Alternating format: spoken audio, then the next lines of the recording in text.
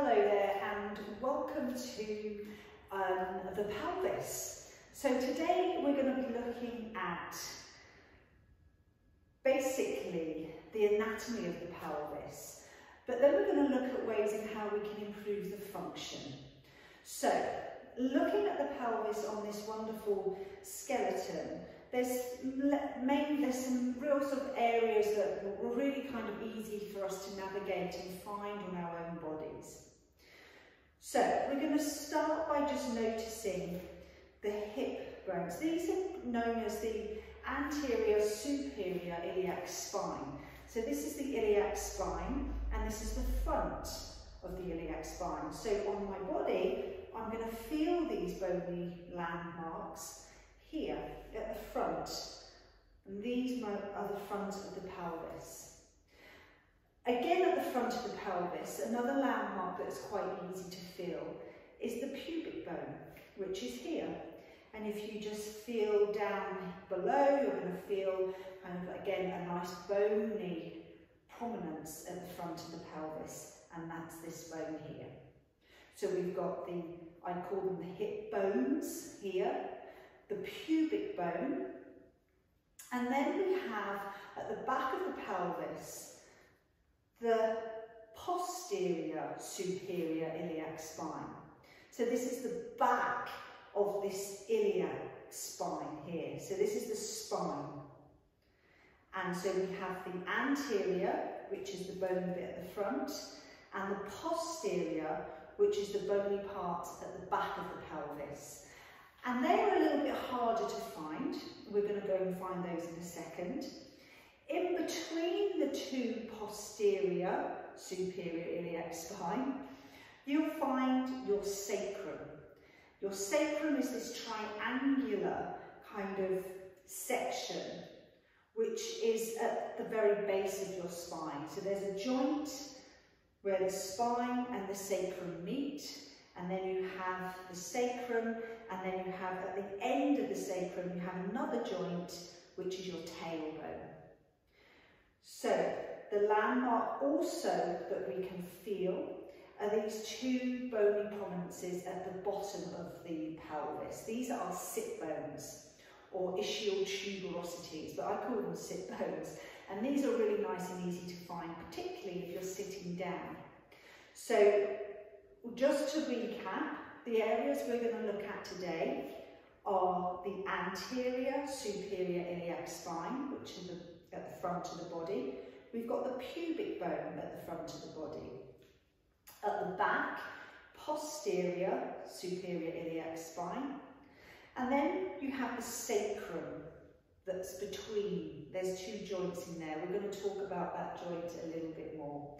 And then at the bottom, you have your tailbone, and there's another joint there. So it's quite nice to feel the tail. And then we've got the sit bones, which are underneath us, and there are two more landmarks, bony landmarks that we can find.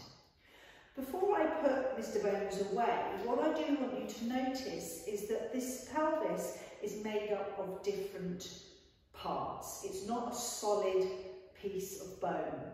So we have joints between each half of the pelvis. So this is one half of the pelvis. Yeah, this shape here. And at the front, it joins at the pubic bone. And at the back, it joins at the sacroiliac joint. Okay, so those are the main joints of the pelvis, that if there's an imbalance across the pelvis, any of these joints can be affected. If we have imbalances, we can also create pain, but also it affects the function. So let's find these on our own bodies. So I'm just going to bring my fingers to the front of my pelvis, and I find the ASIS, that's the front of the pelvis. Down here, I find my pubic bone.